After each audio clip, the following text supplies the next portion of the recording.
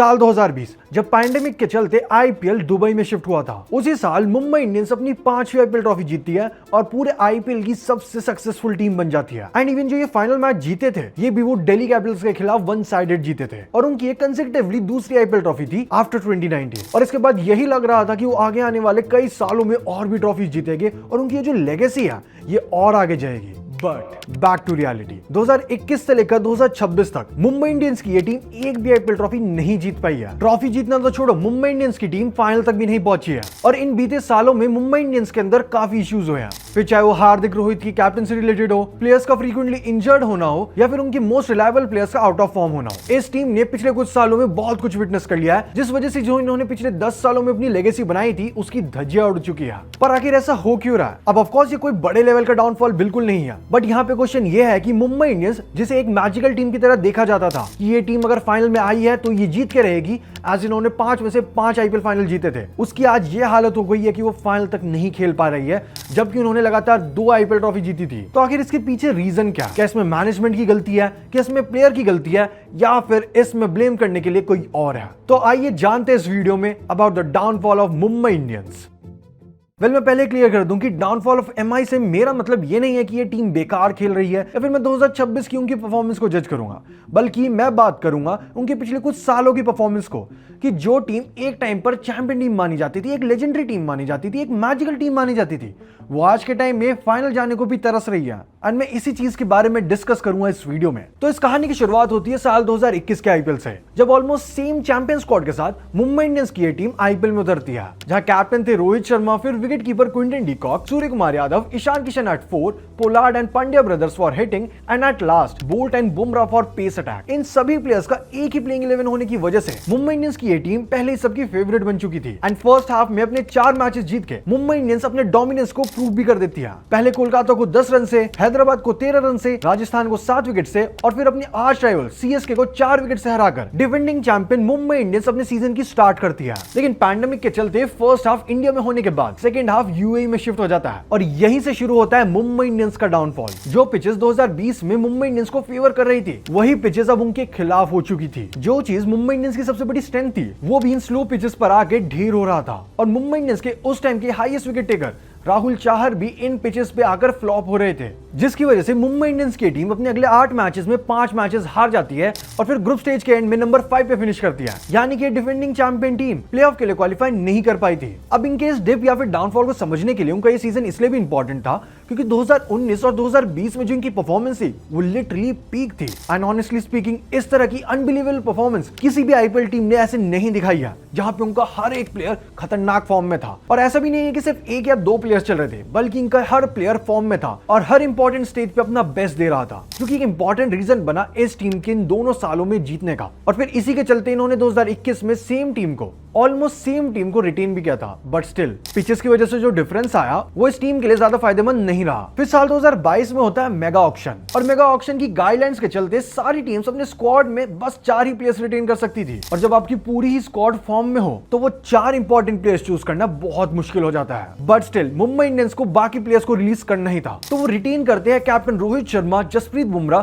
Surya Kumar Yadav and Kieron Pollard को, और बाकी सभी प्लेयर्स को रिलीज कर देते हैं। और साथ ही उस सीजन 2 न्यू टीम्स भी अनाउंस होती है, लखनऊ सुपर जायंट्स और गुजरात टाइटंस। एज उन टीम के पास राइट था कि वो पहले ही इन रिलीज प्लेयर्स में से अपने प्लेयर्स को चूज कर सकते हैं, जिस वजह से उनके कैप्टन बनते हैं हार्दिक पांड्या। एंड एक ये भी रीजन था मुंबई इंडियंस से उनके एग्जिट का कि वो 2021 में कुछ खास नहीं कर पाए थे, जिस वजह से मुंबई इंडियंस ने उन्हें बिना किसी थॉट के रिलीज कर दिया था। लेकिन इसके बावजूद गुजरात टाइटंस ने उन्हें अपनी टीम में लिया और उन्हें एज अ कैप्टन असाइन किया। और फिर आता है ऑक्शन, और इस मेगा ऑक्शन में मुंबई इंडियंस ईशान किशन को बैक करती है at the price of 15.25 crore, जिस वजह से ईशान किशन 2022 के आईपीएल के सबसे महंगे प्लेयर बन गए। और साथ ही इस साल ट्रेंट बोल्ट की जगह पर 8 करोड़ में मुंबई इंडियंस जोफ्रा आर्चर को भी अपनी टीम में लेती है। ये जानते हुए कि आर्चर अपनी इंजरी की वजह से इस साल मुंबई के लिए एक भी मैचेस नहीं खेलने वाले, बट स्टिल मुंबई की मैनेजमेंट ये कहती है कि वो एक लॉन्ग टर्म इन्वेस्टमेंट कर रहे हैं। एंड बाकी का स्क्वाड आप स्क्रीन पे देख सकते हो, जो कि 2022 के आईपीएल के लिए मुंबई ने बनाया था। अब स्टार्ट होता है 2022 का आईपीएल, एंड जितनी इस टीम की हाइप थी उस टाइम पर कि इन्होंने इतना एक्सपेंसिव प्लेयर लिया, ये लॉन्ग टर्म इन्वेस्टमेंट कर रहे हैं, इन्होंने अपनी अपने बेस्ट प्लेयर को चूज किया है वो सब किसी भी काम के नहीं आई। एज अपने पहले 8 मैचेस में कंसेक्यूटिवली मुंबई इंडियंस अपने सारे मैचेस हार जाती है। लाइक 8 मैचेस में 8 के 8 हार गए वो, जो कि आईपीएल की हिस्ट्री की सबसे वर्स्ट स्टार्ट थी किसी भी टीम के लिए। दिल्ली कैपिटल से 4 विकेट से, राजस्थान रॉयल्स से 23 रन से, केकेआर से 5 विकेट से, वो भी जब मैच में 4 ओवर बचे हुए थे। फिर आरसीबी से 7 विकेट से, पंजाब से 12 रन से, एलएसजी से 18 रन से और अपनी आर्च राइवल सीएसके से 3 विकेट से। इतनी घटिया परफॉर्मेंस के बाद मुंबई इंडियंस के सभी फैंस कैप्टेंसी और मैनेजमेंट पर क्वेश्चन करने लग गए थे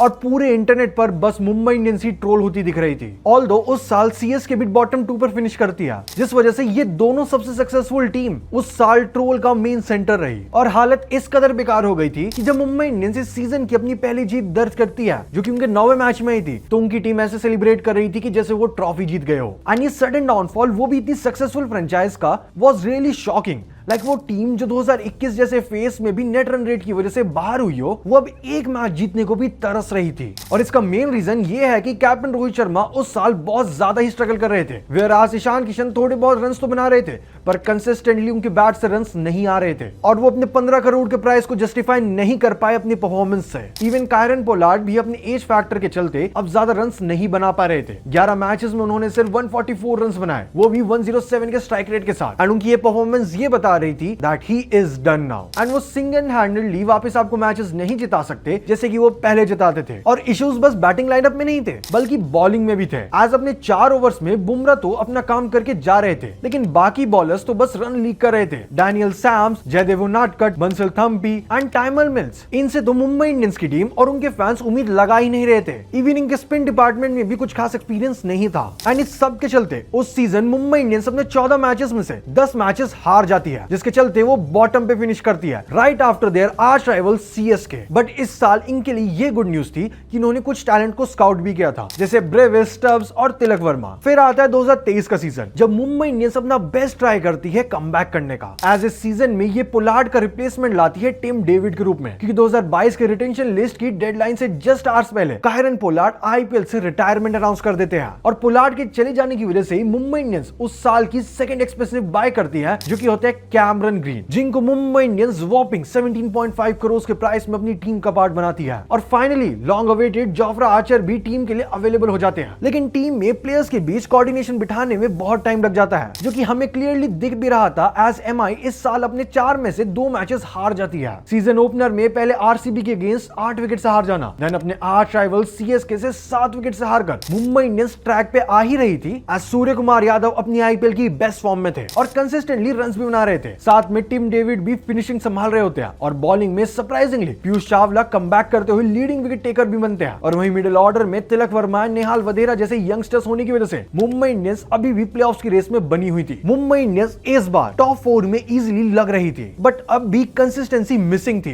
एज इस सीजन में मुंबई इंडियंस का फॉर्म ऑन एंड ऑफ लग रहा था। इवन कैमरन ग्रीन भी ऑलराउंड परफॉर्मेंस देते हैं, बट वो 17 करोड़ जैसे प्राइस को डेफिनेटली वर्थ नहीं कर रहे थे। एंड उस सीजन एक बार फिर से जोफ्रा आर्चर सिर्फ 5 मैच खेलकर इंजर्ड हो जाते हैं एंड उनके रिप्लेसमेंट बनते हैं क्रिस जॉर्डन। एंड स्टिल ऐसी टीम के साथ मुंबई इंडियंस प्लेऑफ्स में पहुंच जाती है। एंड स्टिल एक ऐसी टीम जिसके प्लेयर्स कंसिस्टेंटली साथ मिलकर रन्स नहीं बना रहे थे, ना कोई टीम एफर्ट था, फिर भी मुंबई इंडियंस की ये टीम प्लेऑफ्स के लिए क्वालिफाई कर जाती है। एंड जैसे मुंबई इंडियंस एलिमिनेटर में एलएसजी के अगेंस्ट खेलती है, ऐसा लगता है कि पुराने वाली हंगर मुंबई इंडियंस की टीम के अंदर वापस आ गई है। आज मुंबई इंडियंस एलिमिनेटर में 183 का टारगेट बनाती है और फिर डिफेंड करते हुए एलएसजी को 101 रन्स पे ऑल आउट कर देती है और प्योर डोमिनेशन से क्वालिफाइड 2 में अपनी जगह बनाती है। लेकिन क्वालिफाइड 2 में जो हुआ वो किसी भी मुंबई इंडियंस के फैन ने वर्स्ट सिनेरियो में भी नहीं सोचा था। आज शुभमन गिल मुंबई इंडियंस के खिलाफ क्वालिफाइड 2 में 129 रन्स की लाजवाब नॉक खेलकर सिंगल हैंडेडली इस मैच को मुंबई से दूर कर देते हैं, जिस वजह से मुंबई इंडियंस अपनी 6ठी आईपीएल ट्रॉफी से दूर रह जाती है। फिर आता है साल 2024, या फिर अगर मैं कहूं कंट्रोवर्शियल साल 2024, जिसमें सबसे बड़ी कंट्रोवर्सी होती है स्टार्टिंग में, जब हार्दिक पांड्या का जीटी से एमआई का ट्रेड की अनाउंसमेंट आती है। लेकिन उससे बड़ी कंट्रोवर्सी एमआई की मैनेजमेंट कर देती है। मुंबई इंडियंस को 10 सीजन में 5 बार आईपीएल चैंपियन बनाने वाले रोहित शर्मा को सैक करके हार्दिक पांड्या को कैप्टनसी दी जाती है। और इस डिसीजन के चक्कर में मुंबई इंडियंस की खुद की टीम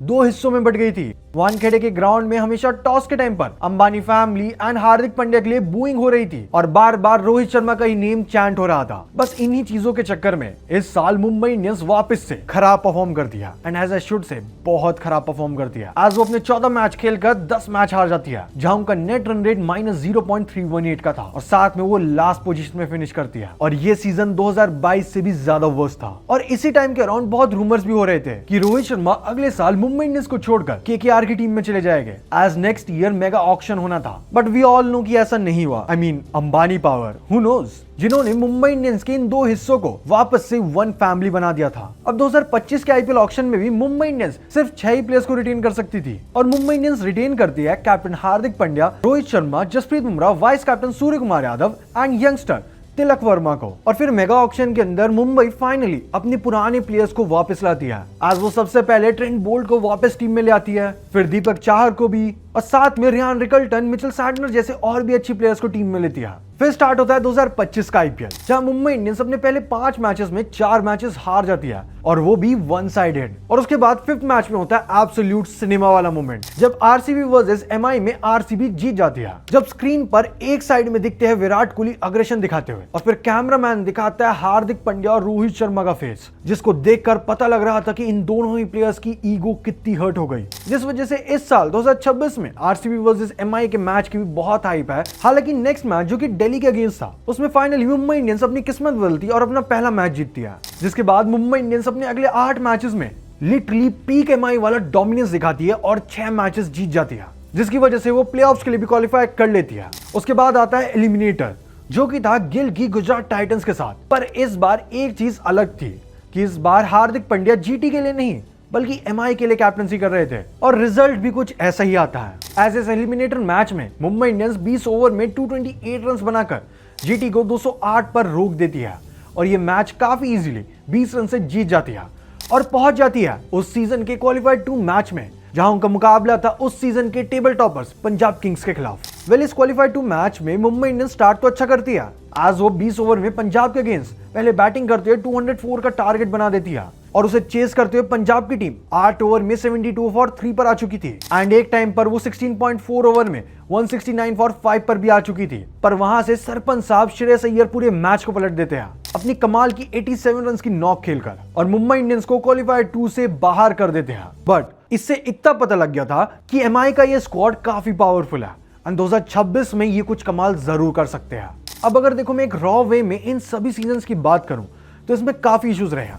एक तो उनके जो मेन प्लेयर्स थे वो मोस्ट ऑफ द टाइम्स या तो आउट ऑफ फॉर्म थे या फिर वो इंजरी से जूझ रहे थे, और साथ में 2022 में इनके स्क्वाड का इधर उधर हो जाना, जैसे हार्दिक पांड्या जीटी में चले गए, कृणाल पांड्या एलएसजी में एंड मेनी मोर। उस वजह से भी इनको टीम बनाने में टाइम लगा, क्योंकि उससे पहले जो टीम थी वो कई सालों से सेम आ रही थी, एंड टीम में एक फैमिली वाला एनवायरनमेंट था, जो कि इंपॉर्टेंट होता है किसी भी टीम के जीतने के लिए, क्योंकि प्लेयर्स के बीच में अच्छी बॉन्डिंग रहती है और साथ में सपोर्ट स्टाफ भी काफी फेमिलियर होता है। लेकिन 2022 में ऑलमोस्ट पूरी ही टीम चेंज हो गई, जिस वजह से इन्हें टीम बनाने में टाइम लगा। लेकिन फिर 2024 में जब कैप्टनसी कंट्रोवर्सी हुई तो प्लेयर्स आपस में ही बट गए और एक दूसरे के खिलाफ हो चुके थे। But keeping all that aside, 2025 में इन्होंने काफी अच्छा खेला। इवनिंग की जो टीम थी वो बहुत स्ट्रांग थी, ऑल्दो क्वालिफाइड 2 में हार गए, लेकिन इन्होंने अपना बेस्ट दिया, जो कि बताता है कि शायद अगर ये इसी टीम के साथ खेलेंगे तो आगे आने वाले सालों में अच्छा कर सकते हैं। एंड एज ऑफ नाउ जब मैं इस वीडियो को रिकॉर्ड कर रहा हूं, मुंबई इंडियंस अपने 3 मैचेस खेल चुकी है 2026 के सीजन में, जहां पे लीड कर रहे हैं हार्दिक पांड्या। पहले मैच में मुंबई इंडियंस केकेआर के खिलाफ 220 रन को चेस कर देती है, फिर वो डीसी के खिलाफ 6 विकेट से हार जाते हैं और आरआर के खिलाफ 27 रन से। अब यहाँ पे इशू ये है कि जिन प्लेयर्स को उन्होंने ग्रूम किया था एक टीम एनवायरनमेंट बनाने के लिए, वो प्लेयर्स ही अच्छा नहीं कर पा रहे। सबसे पहले तो तिलक वर्मा, जो कि अच्छी फॉर्म में बिल्कुल भी नहीं लग रहे हैं। ऑल्दो हमने रोहित शर्मा और सूर्य कुमार यादव की तरफ से अच्छी नॉक्स देखी, लेकिन वो इनफ नहीं थी टीम को मैच जितवाने के लिए। वहीं बॉलिंग में भी बोल्ट आउट ऑफ फॉर्म लग रहे हैं, बुमराह उतने इफेक्टिव नहीं लग रहे हैं जिसके लिए वो जाने जाते हैं। अब ऑफ कोर्स यहाँ मैं किसी भी प्लेयर को डाउट नहीं कर रहा हूँ, but I am just saying that things are not working that way. And of course, ये बहुत जल्दी है जज करने के लिए इस टीम की पूरी सीजन की परफॉर्मेंस को। But my only concern is कि क्या ये टीम अपना फुल टीम एफर्ट दे भी पाएगी, जिसके लिए हमेशा से जानी जाती थी। इवन टीम के कई डिसीजन क्वेश्चनेबल भी लग रहे हैं। And as of now MI की टीम -0.715 के नेट रन रेट के साथ 8 पोजीशन पर है।